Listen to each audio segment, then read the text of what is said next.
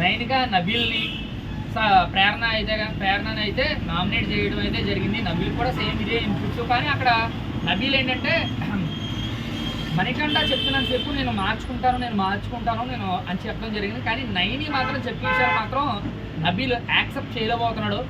బయట ఏ విధంగా పోర్ట్రైట్ అవుతుందో చూసాం. నేను ఆల్రెడీ నిఖిల్ విషయంలో ఏం జరిగింది, యష్మి విషయంలో ఏం జరిగిందో జనాల్లో చాలా నెగిటివ్ ఫీలింగ్ అనేది వెళ్ళిపోయింది. కానీ అక్కడ ఏంటి 24/7 చూసేవాళ్ళు మాత్రం అర్థమవుతుంది మనకి హైలైట్స్. అంటే ఇప్పుడు క్రికెట్ మ్యాచ్ అయిపోయిన తర్వాత హైలైట్స్ అయితే మనకు ఎలా చెప్తారో సేమ్ ఇలాగే మనకు 45 మినిట్స్లో చూస్తే అర్థం కాదు. మనం చూడాలి ఒకసారి కాకపోతే ఒకసారైనా లైవ్ అనేది చూస్తే బిగ్ బాస్ చూసేవాళ్ళకి అర్థం అవుతుంది.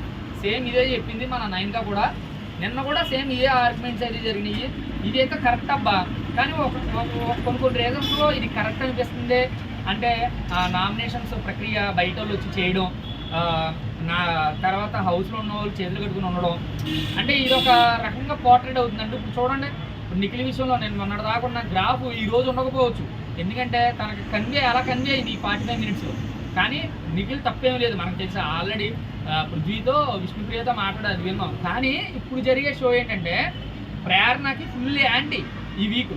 తన పర్సంటేజ్ 20-25 దాకా మొన్నటి దాకా జరిగింది. ఇది అమంతంగా 5-6%కి పడిపోయే ఛాన్స్ అయితే 100% ఉంది.